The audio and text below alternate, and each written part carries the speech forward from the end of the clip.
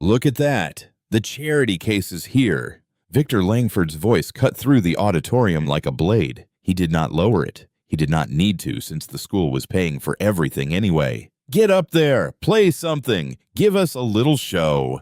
A few people laughed. Rowan Fletcher did not move right away. When he did, his voice was quiet, almost too quiet. I will play, sir, if that is all right. Langford smirked. If that is all right, as if the boy had a choice. Hundreds of people watched. No one stood up for him. No one said a word. But here is what nobody in that room could have predicted. What Rowan did next did not just silence the laughter. It ended a career. Yeah, nobody in that auditorium realized what was about to happen next. So let us start today's story. To understand what happened that night, you have to understand where Rowan Fletcher came from. Not the school, not the auditorium, not the polished marble floors that reflected the ceiling lights like a mirror, but where he actually came from. Rowan grew up on the south side of Chicago in a neighborhood where the grocery store closed early and the streetlights flickered, but nobody called to fix them. The apartment he shared with his mother had 2 bedrooms, one for her, one for him, and a kitchen so small that when Lorraine Fletcher came home from her night shift, she had to turn sideways to get to the stove. She worked 2 jobs, hospital orderly during the day, cleaning service on the nights. She never complained about it. She just came home, took off her shoes by the door, and stood in the kitchen for a moment with her eyes closed like she was collecting herself before the next round. Rowan watched her do that every night. He never asked her to stop. He never told her he noticed, but he noticed everything. He was that kind of boy, quiet, observant, the kind of kid who remembered the names of people others forgot. The kind who held the elevator door and said thank you to the janitor and meant it. Teachers at his old school described him the same way year after year. Focused, mature, unusually composed for his age. What none of those reports mentioned was the music. It started with their neighbor, an elderly woman named Mrs. Fletcher, who had an old upright piano pushed against the wall of her living room. She never played it anymore. Her arthritis had taken that from her, but she kept it tuned, kept it clean, and every time Rowan came over to help her carry groceries, he would stop in front of it, just stand there looking at it. One afternoon, Mrs. Fletcher told him to sit down and try. He did. He pressed one key, then another. Then he started finding patterns, the way certain notes wanted to follow others, the way a chord felt like something being resolved, like a door finally swinging open. Mrs. Fletcher sat in her armchair and watched him without saying a word. When he finally stopped, she said, "Come back tomorrow." He came back every day after that. Mrs. Fletcher never formally taught him theory or technique. She just let him play, corrected him when something was structurally wrong, and pointed him toward recordings, Chopin, and let the music itself do the teaching. He was playing hymns at their church on Sunday mornings. The congregation did not talk during his offertory anymore. They listened. But the South Side did not have conservatories. It did not have private instructors who charged high fees. It had churches and community centers and a public school music program that got its budget cut when he was in elementary school. So he adapted. Every Wednesday evening, after the church custodian unlocked the hall for choir rehearsal, Rowan would arrive early. He would sit at the old Baldwin upright in the corner, the one with the sticky middle C and the pedal that creaked, and practice until the choir director arrived and politely asked him to stop. That was all he had. It was enough to get him noticed. A volunteer coordinator from a citywide arts foundation heard him play at a church fundraiser. She made some calls. Later, Rowan Fletcher had a full scholarship to Caldwell Preparatory Academy, one of the most prestigious private schools in Chicago. The letter arrived one day. Lorraine read it several times standing at the kitchen counter. Then she sat down. Then she read it again. She did not cry. She pressed her lips together, folded the letter carefully, and slid it back into the envelope. Then she looked at her son and said, "This is the door. What you do with it is yours." Rowan walked into Caldwell with one pair of dress shoes, a uniform that was slightly too large because Lorraine had bought it with room to grow into, and no illusions about what he was walking into. He knew the moment he stepped through the front entrance. The lobby smelled like fresh paint and money. The trophy cases stretched the length of the hallway, state championships, debate titles, Ivy League acceptances framed like artwork. Groups of students moved through the corridors with the easy confidence of people who had never once questioned whether they belonged. Rowan walked past all of it and found his locker. He did not try to disappear, but he did not push either. He did his work. He kept his grades up. He stayed out of situations that could jeopardize the scholarship, and there were situations, quiet ones, the kind that never made it into any official report. There was the time a group of boys in his history class laughed when he mispronounced a French word, and the teacher let it go without a word. There was the time a parent at a school event asked him if he was there for the catering. There was the time Victor Langford passed him in the hallway with a prospective family on a tour and gestured vaguely at Rowan while saying, "We have a very diverse student body." Not to Rowan about Rowan, as if he were a feature of the building rather than a person inside it. Rowan never said anything, not because he was afraid, but because he understood something that took most adults decades to learn, that some battles were not worth the cost of the war, that the scholarship was more important than the argument, that his mother was working 2 jobs so he could be in this building, and he was not going to be removed from it over someone else's smallness. But there was one place in Caldwell where none of that calculus applied, the auditorium, specifically the Steinway Concert Grand that sat on the left side of the stage. It was never played, not really. Students performed on it occasionally at showcases, tentatively, the way people touch something in a museum.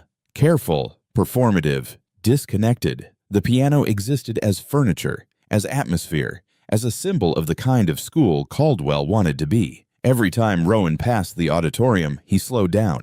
If the doors were open, he stopped. He never went in. He just stood at the threshold and looked at it the way he used to stand in front of a Mrs. Fletcher's upright when he was young. He waited. He practiced every Wednesday at the church and learned pieces nobody at Caldwell knew he was learning, and kept the music the way you keep something precious, quietly, privately, away from the hands of people who might not understand its value, including Chopin's Ballade No. 1 in G minor. The piece he had been working on, the same piece that shortly before Rowan walked into that auditorium, his music teacher, Ms. Audrey Kane, had been practicing in her office, running the difficult passage over and over, her jaw tight, her hands refusing to cooperate, and had finally closed the piano lid and whispered to herself, "Not tonight." She did not know Rowan had learned it. Nobody did. Victor Langford had been principal of Caldwell Preparatory Academy. In that time, he had shaken hands with city mayors, been photographed with state senators, and been quoted in the Chicago Tribune, twice about educational excellence, once about school funding reform, and once in a feature about visionary leadership in private education that his assistant had framed and hung in the reception area outside his office. He had put it there himself. He just let her think it was her idea. That was the thing about Victor Langford. He was good at making people think things were their idea. He was tall, silver-haired, always in a pressed suit, with the top button fastened. He walked the hallways of Caldwell with the unhurried stride of a man who had never once worried about being in the wrong place. When he entered a room, he did not announce himself. He simply waited half a beat, just long enough for the room to notice him. It always did. His staff described him as decisive. His board described him as effective. The parents of his wealthiest students described him as exactly the kind of man a school like Caldwell needed. What none of them said, because none of them had reason to examine it, was that Victor Langford sorted people, not consciously, not with malice he could name, but efficiently, automatically, the way a man sorts his mail. Important, unimportant, discard. And the criteria he used, the invisible weight he placed on certain things, had been calibrated by a lifetime of living in rooms where everyone looked like him, thought like him, came from where he came from. He never saw it as bias. He saw it as standards. Rowan Fletcher had been at Caldwell, and in that time, Victor Langford had learned exactly 3 things about him. He was on scholarship, he was quiet, and he sat in the back. That was enough information for Langford to have formed a complete picture. He had never asked Rowan's name. In hallway interactions, he referred to him as the scholarship kid, not cruelly the way a bully would, casually, the way a man refers to furniture by its function, the chair by the window, the lamp by the door, the scholarship kid in the back row. The scholarship program itself was something Langford had inherited from the previous administration. He had never tried to eliminate it outright. That would have looked bad, but in every budget meeting, he had quietly flagged it as a line item worth reassessing. He used words like sustainability and institutional fit. He never said what he meant. Everyone in those meetings understood what he meant. Before the spring showcase, Langford had been standing in his office doorway talking to Marcus Whitcomb, the school board chair, when Rowan walked past in the corridor below. Langford had glanced down at the boy and said without lowering his voice, "The foundation keeps sending us these kids without thinking about whether they are actually ready for an environment like this." Whitcomb had looked at him for a moment without responding. Langford had not noticed. That was the other thing about Victor Langford. He had spent so long being agreed with that he had lost the ability to read the room when the room disagreed. The spring showcase was his event. He planned it, approved the program, selected the venue layout, and personally reviewed the order of performances. It was attended by board members, prospective families, a handful of local journalists, and the kind of donors whose names appeared on buildings. It was, in other words, a performance not by the students, but by the school itself. And Victor Langford was its director. He had been in a good mood that evening. The string quartet had gone well. The spoken word piece had been polished. Everything was moving according to the program he had approved. Then Ms. Audrey Kane walked off the stage. Langford watched her from the side of the room, her face flushed, her hands clasped in front of her, the careful dignity of someone holding themselves together in public. He had clapped with everyone else. He had kept his expression neutral, but something had shifted in the room. A looseness, a slight deflation. The energy that had been building through the evening had developed a small, uncomfortable crack. Langford did not like cracks. He looked around the auditorium quickly, the way a man scans for an opportunity, and his eyes landed on the back row. The boy in the worn uniform sitting alone. No parents beside him, no one next to him at all. Something clicked. Not a plan, an impulse, the kind that feels in the moment like cleverness and only reveals itself as cruelty in hindsight. He reached for the microphone. The microphone crackled once when Langford tapped it. The room settled. He smiled, the wide, practiced smile he used at donor dinners and ribbon cuttings, and let the silence sit for just a moment before he spoke. Well, that was a tough act to follow. Polite laughter, the kind that fills space. But you know what I always say about Caldwell? He paused, looked around the room with the satisfaction of a man surveying something he built. We are a community. Every single person in this building is part of what makes this school what it is. More applause, comfortable, rehearsed. And then he turned, not toward the stage, not toward the faculty section, but toward the back of the room, toward the single figure sitting alone in the last row, separated from the nearest cluster of students by 2 empty seats on either side. In fact, Langford's voice lifted, bright and carrying. "I think we have one more performer tonight we have not heard from yet." The room stirred. "Rowan." He said the name the way you call a dog. No last name, no title, just the one word dropped into the air like something disposable. "Our scholarship recipient. I have been told you have a thing for music." He had not been told anything. He did not know anything about Rowan Fletcher's relationship with music. He was performing Generosity in front of hundreds of people, and the performance required a prop. The prop was a young boy. Hundreds of heads turned. The movement was almost choreographed, a slow, collective rotation toward the back row, like a field of sunflowers following light, except there was no warmth in it, only weight. Rowan felt every single one of those eyes. He sat very still.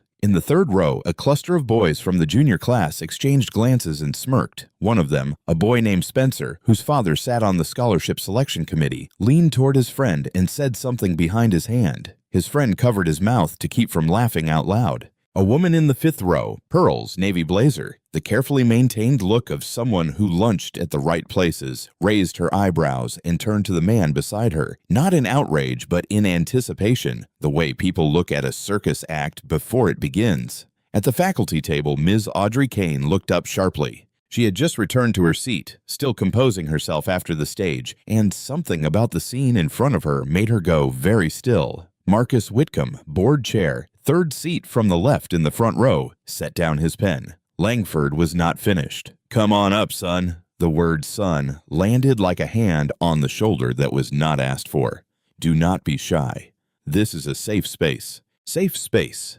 The words bounced off the marble walls of an auditorium that had never once felt safe to Rowan Fletcher. He looked at the stage, at the Steinway sitting under the lights, polished, waiting, enormous. He looked at Langford, who was holding one arm out toward the stage in a gesture of mock invitation, his smile patient and immovable and completely in control. He looked at the hundreds of faces pointed at him like a single held breath, and he understood the trap perfectly. If he refused, if he shook his head, looked at the floor, retreated into the wordless apology of a boy who knew his place, Langford would thank him graciously and move on, and the room would exhale with the quiet satisfaction of an order confirmed. The scholarship kid could not do it. Of course he could not. What were we expecting? If he went up and played poorly, stumbled through something simple, hands shaking, notes wrong, it would be worse. It would follow him. It would become the story people told. Remember that night at the showcase when Langford called the scholarship boy up and he completely fell apart,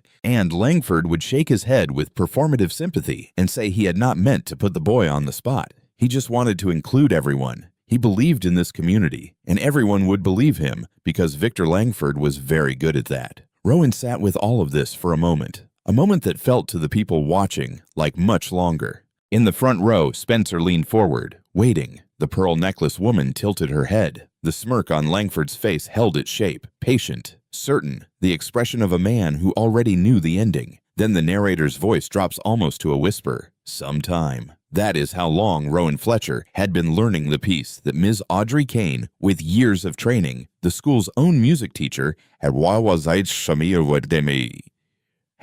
off this very stage unable to finish. Sometime alone on a creaking church piano on Wednesday evenings when no one was watching. Stay with this because what he does in the next moments does not just answer Langford's question. It dismantles everything Langford thought he knew. All right, let me ask you something real quick. You are young by yourself. The most powerful guy in the building just set you up in front of everyone, whole room watching, and he has got that little smile like, yeah, this kid is done.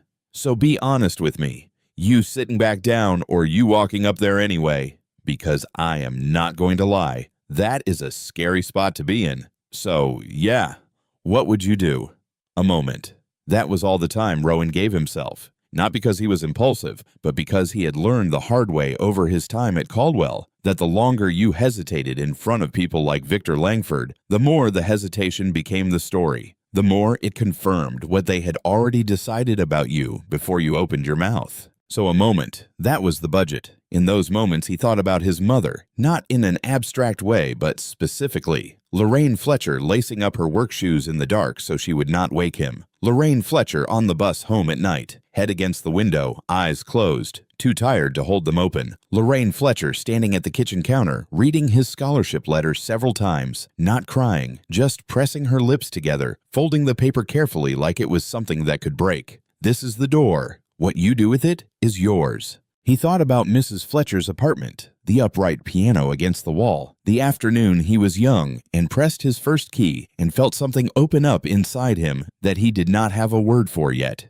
He thought about Wednesday evenings in the church hall, the sticky middle C, the creaking pedal, the moments that were his and no one else's. No audience, no approval, no performance for anyone but himself and the music and the empty room. Sometime of Chopin. Sometime of that left-hand passage, the one that had defeated Ms. Audrey Kane tonight, right here on this stage in front of these same people. Sometime of running it until his fingers stopped thinking and just knew. Until the music was not something he was playing anymore, but something he was remembering. The way you remember a place you have been so many times, it lives inside your body. He thought about all of it in those moments. Then he stood up. He did not look at the boys smirking in the third row. He did not look at the pearl necklace woman.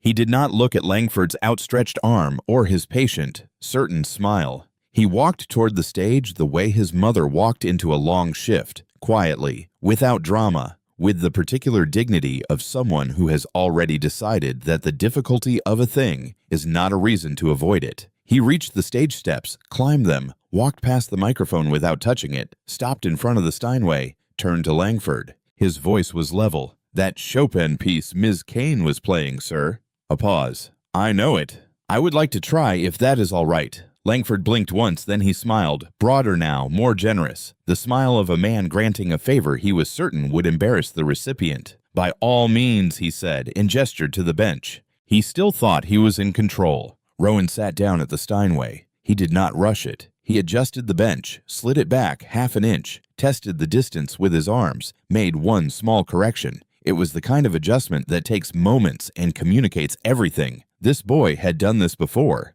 Not on a piano like this one, but he had done this. The auditorium was quiet in the way that large rooms get quiet when something unexpected is about to happen. Not the silence of boredom, but the silence of held breath, of people suddenly uncertain what they were about to witness. Langford stood at the side of the stage, arms loosely folded, the posture of a man waiting for a mildly interesting thing to conclude. In the faculty section, Ms. Audrey Kane had not sat back down. She was standing at the edge of her row, one hand resting on the back of the chair in front of her, watching the boy at the piano with an expression that had not settled into anything yet. Rowan placed his hands above the keys and stopped. He did not play. Moments passed.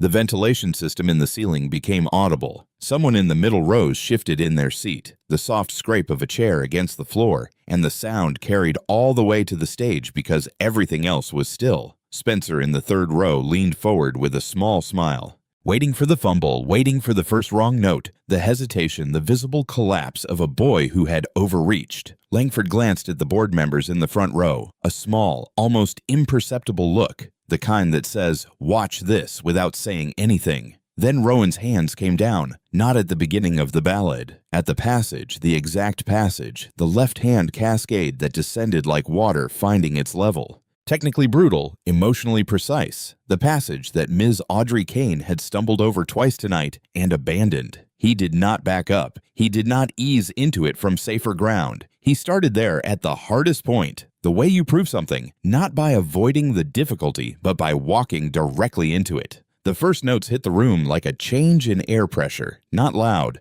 The opening of that passage was not loud. It was dense, deliberate, each note placed with the weight of intention behind it. The left hand moved in a pattern that required the kind of independence between the hands that takes years to develop. The left doing one thing, the right doing another, both in conversation, neither subordinate to the other. It was technically flawless, but that was not what stopped the room. What stopped the room was that it did not sound like a young boy demonstrating technique. It sounded like someone who had lived inside this music for a long time. In the third row, Spencer's smile faded, not all at once. It dissolved slowly, the way ice does, without a clear moment of ending. He sat back in his seat. His friend, who had been half turned to share the joke, turned back to face the stage instead. The pearl necklace woman in the fifth row stopped tilting her head. She straightened her hands, which had been folded loosely in her lap, pressed together. Marcus Whitcomb picked up his pen, then set it back down. He was not going to be writing anything for a while. Ms. Audrey Kane took one step forward. Just one. But it was involuntary, the way a person steps towards something they cannot quite believe they are seeing. Her arms, which had been crossed since she returned to her seat, dropped to her sides. She reached into her jacket pocket and took out her phone, not to look at it, not to be distracted by it, but to open her notes application. Her fingers moved across the screen without looking down. She was writing something. Later, what she had written would turn out to be 4 words, left hand completely clean. 4 words that meant nothing to most people in that room and everything to anyone who understood what that passage demanded. Rowan moved through the opening and into the first theme, the lyrical melody that Chopin had written to carry above the turbulence of the left hand, like a voice staying steady in a storm. His right hand found it with the kind of ease that does not come from talent alone. It comes from repetition so deep it has become reflex, from Wednesday evenings and sticky keys and moments at a time over the years. The room was fully still now, not the polite stillness of an audience being patient, but the involuntary stillness of people who have forgotten they were planning to have an opinion. Langford's arms had uncrossed. He was standing with his hands at his sides, his weight shifted slightly forward, his expression doing something it rarely did in public, failing to perform. The careful management of his face, the practiced readability of a man who always controlled what he showed, had developed a small fault line, not visible to most people in the room, but visible to Ms. Audrey Kane, who glanced at him once from across the stage and then looked back at the boy at the piano. The music built. Chopin's Ballade No. 1 is not a gentle piece. It moves in waves, lyrical sections that breathe and expand, followed by passages of escalating intensity. The emotional architecture of something that knows exactly where it is going and makes you feel the inevitability of it before you get there. In the hands of someone technically proficient but emotionally distant, it sounds impressive, correct, finished. in the hands of someone who has sat alone with it for some time in a cold church hall on a Wednesday evening with no audience and no approval and no reason to play it except that the music itself demanded to be understood, it sounds like the truth. That was what was happening in the auditorium of Caldwell Preparatory Academy on that spring evening. Hundreds of people were hearing the truth, and their bodies knew it before their minds could process it. A woman in the 7th row reached sideways and found her husband's hand without looking at him. He let her take it. A boy in the back, not far from where Rowan had been sitting, stopped typing on his phone and put it face down on his knee. Ava Brooks, young, sat in the middle section with both hands pressed flat against her thighs, her jaw tight, her eyes bright. She had watched Rowan walk up to that stage alone. She had watched the smirking boys and the tilted heads in Langford's performance of generosity. She had felt the particular sick feeling of watching something unfair happen in public and being powerless to stop it. That feeling was changing into something else. Now she did not have a word for it yet. She would later. The music moved into the development section, the part of the Ballade where Chopin takes everything he has built and begins to fracture it systematically. Theme against theme. The tension climbing in a way that feels almost unbearable, like a conversation where both people know what has to be said and neither has said it yet. Rowan's tempo held, his dynamics were precise, the swells controlled, the quiet passages genuinely quiet, not tentative, but intentional.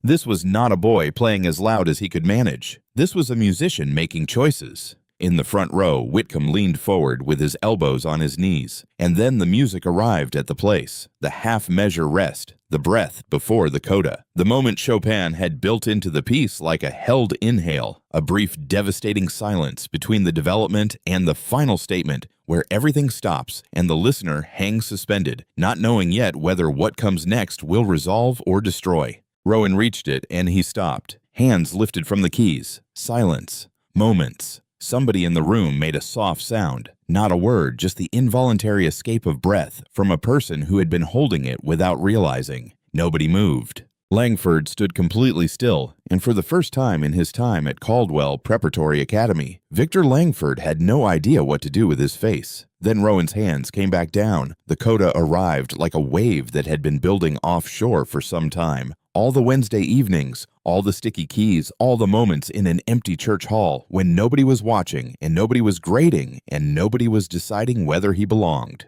It arrived with the full weight of everything that had been quiet over his time at Caldwell, everything that had been patient and composed and careful and strategic, and it was none of those things now. It was just the music, full, thunderous, radiant, completely itself. The applause started before the final phrase was finished. Not from one person, from several simultaneously, ragged at first, individual hands finding each other. Ois or it's I.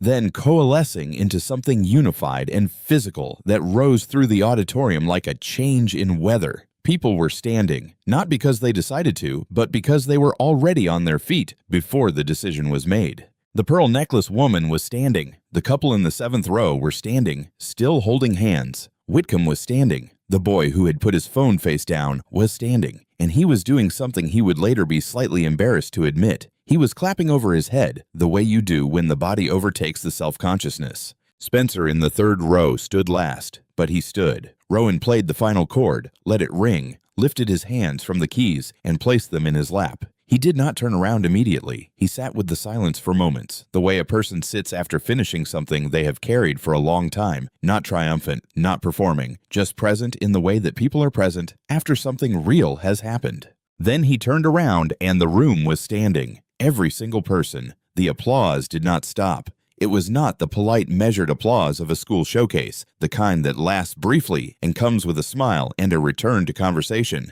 This was the other kind, the kind that has weight in it, the kind that keeps going because the people giving it are not ready to let the moment end. Rowan sat at the piano and looked out at hundreds of people standing for him. He did not pump his fist. He did not grin. He sat very still the way he had learned to sit through everything at Caldwell, through the smirks, through the casual erasures, through his time of being looked past by the man now standing some distance away from him, and he let the moment be what it was. Ava Brooks was crying. She was not trying to stop. She stood in the middle section with tears running down her face, clapping until her palms were red, and she did not care who saw. The sick feeling from earlier, the helpless, furious feeling of watching something unfair happen in public, had broken open into something she did not have a word for before that night. She had one now: justice. Ms. Audrey Kane walked to the edge of the stage. She did not rush. She moved with the deliberate pace of someone who understood the weight of a gesture. When she reached the railing, she stopped and she raised both hands above her head and clapped. Not the restrained applause of a faculty member being appropriately encouraging, but the full, open-palmed applause of one musician acknowledging another, hands above the head, unhesitating. In the professional world she came from, that gesture meant something specific. It was not given lightly. It was not given to students as a rule. She gave it to Rowan Fletcher without hesitation. Whitcomb in the front row had stopped clapping. He was watching the stage with a stillness that was different from the stillness of being moved by music. It was the stillness of a man making a mental note, precise, purposeful, that would have consequences later. And Victor Langford. Victor Langford was applauding. He had no choice. Hundreds of people were watching him the way they always watched him, as the person who set the tone, the one whose reaction told them how to calibrate their own. If he stood with his arms folded, the room would see it. If he walked away, the room would see that too. So he clapped. But his hands moved without energy, the mechanical rhythm of a man going through emotion his body had agreed to without consulting his conviction. The smile, the wide, practiced donor dinner smile, was present, but the infrastructure behind it had collapsed. The eyes were not doing the right thing. Anyone paying close attention could see it. Whitcomb was paying close attention as the applause began to settle, as people lowered back into their seats, and the particular electricity of the moment started its slow conversion into memory. Langford moved toward the piano. He straightened his jacket. He extended his hand toward Rowan with the recovering grace of a man who had spent his time being the most important person in every room he entered. "Well," he said, his voice low, pitched for just the two of them. That was something else. Rowan looked at the hand, then at the man. He shook it, held eye contact in a way that Langford, in his time at Caldwell, had never once experienced from a student. Not defiant, not aggressive, not performing for the audience, just steady. The particular steadiness of someone who no longer needed anything from the person in front of them. "Thank you for the opportunity, sir." 7 words, quiet enough that only the people nearest the stage could hear them.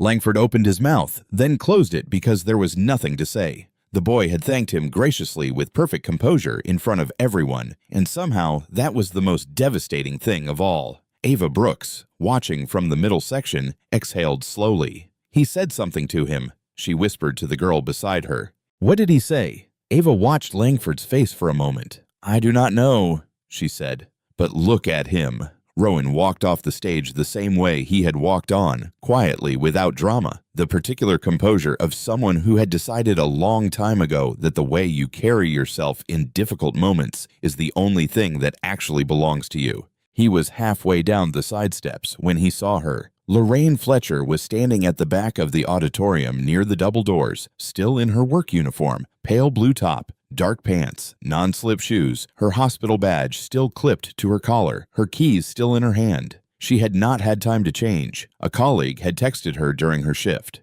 "Your son is doing something tonight at that school. You should come." Lorraine had read it once, gone straight to her supervisor, and asked to leave early, something she had done once in her years. Her supervisor looked at her face and said yes without asking why. She took the bus, walked several blocks, half ran the last ones. She had arrived in time to hear the final moments of the ballad. She did not know the piece by name. She did not need to. She knew the sound of her son playing, the quality of his touch, the way he breathed when he was deep inside music, and she had stood at the back of that room and understood without needing it, explained exactly what was happening. She had not made a sound. She just stood there, keys in hand, and watched hundreds of people rise to their feet for her boy. Now Rowan was at the bottom of the steps. He saw her. He stopped. For a moment, neither of them moved. The boy at the center of everything, the woman at the back of the room, the space between them full of everything that did not need to be said. Then he walked to her through the crowd still buzzing around him, people reaching out to touch his shoulder, faces turned toward him with expressions he had never once seen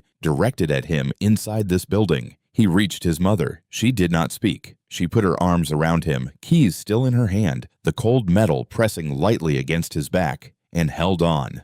Rowan closed his eyes. He had not cried at the piano, not when the room stood, not when Langford shook his hand and could not find words. He had been composed through all of it, the practiced steadiness of a boy who had learned early that composure was its own kind of armor. But this was his mother in her work uniform, who had taken the bus and walked several blocks and half-run the last ones just for a moment in the back of the room. He let go. He was young and his mother had come. Julian Pierce had arrived at the showcase planning to write words about Caldwell's arts program. He left with something else. His piece ran the following morning. Principal called him up to embarrass him. The young boy played Chopin better than the music teacher. By noon, it had been shared many times. By evening, a concert pianist with millions of followers had reposted it with 4 words, "Find this kid, please." By the end of the next day, millions of views. Musicians identified the passage Rowan had opened with and explained its technical demands in language most people could not follow, but everyone understood the gravity of.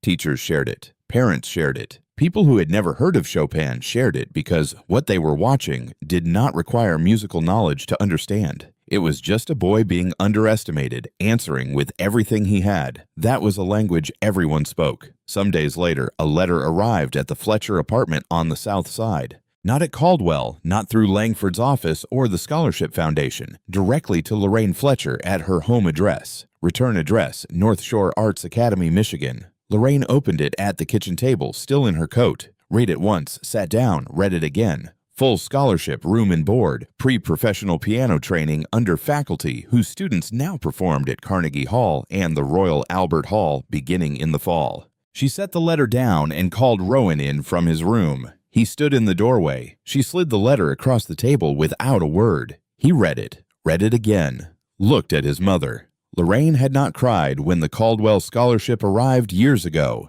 had not cried at the back of the auditorium nights before. She had held her keys and held her son and held herself together the way she always did. She was not crying now either, but her voice had something in it Rowan had only heard a handful of times, a particular roughness, the sound of a woman who has kept something contained for a very long time and is finally carefully setting it down. "I told you," she said, "do not hide what God gave you in the dark." Rowan looked at the letter, then at her. "I will need a better piano to practice on." Lorraine stared at him for one full second. Then she laughed, sudden, full, unguarded, the laugh of a woman who has been holding her breath for years and has finally completely been given permission to stop. Sometime after the showcase, the Caldwell board held an emergency session. Marcus Whitcomb had called it. Langford arrived prepared to manage the situation. He had a statement ready, a framing strategy, the practiced vocabulary of institutional leadership, context, community, misunderstanding. Whitcomb let him finish. Then he slid a single sheet of paper across the table, a transfer, effective end of term, district administrative advisory role, a title long enough to sound important, transparent enough that everyone in the room understood exactly what it was. Langford looked at the paper, then at Whitcomb. Whitcomb did not look away. Langford signed. He never stood at a Caldwell microphone again. The scholarship program he had spent years quietly trying to defund received a budget increase, approved unanimously at the same meeting. Whitcomb's pen moving across the page with the quiet satisfaction of a correction long overdue. Later, Michigan, late afternoon. The practice room was small and warm, with a single window that faced west. The light came through it at an angle that turned everything gold. The music stand, the worn wood of the bench, the keys of the Steinway that Rowan had been sitting at. He was working on Beethoven now, the Appassionata, a different kind of difficulty. Not the lyrical turbulence of Chopin, but something harder, more architectural, like trying to hold a storm inside a structure and make it obey. He was getting there. His phone buzzed on top of the piano, a message from his mother. No words, just a photograph. Lorraine Fletcher sitting at the kitchen table on the south side, laptop open, the screen showing a slightly shaky video filmed on a stranger's phone. The auditorium, the Steinway, a boy adjusting the bench. She had watched it again. Below the photo, 3 words. "So proud, baby." Rowan looked at the message for a long moment. Then he set the phone face down on the piano, turned back to the keys, and played. There is a particular kind of courage that does not announce itself. It does not arrive with a speech or a declaration. It does not demand an audience. It looks from the outside like a young boy standing up from a back row seat and walking toward a stage quietly without drama, the way his mother walked into a long shift. Rowan Fletcher did not walk up to that piano to prove something to Victor Langford. He walked up because the music was his. And no one's contempt, however public, however confident, however backed by institutional authority, could make it less so. What happened next was not a miracle. It was a preparation meeting for the moment it had been waiting for. All right, let me say this real quick. Yeah, the story about Rowan, that part is made up. But that feeling he had in that room, man, that is real as hell. People looking right past you, talking like you are not even there, like you do not belong. That kind of stuff happens every day. So the real question is not, is it real? Nah, it is this. When it is your turn in that moment, what do you do? If this story stayed with you, share it with someone who needs to hear it today. And before you go, drop a comment below. Have you ever been underestimated because of where you came from? What did you do? Your story might be the next one we tell. Subscribe. A new story every week.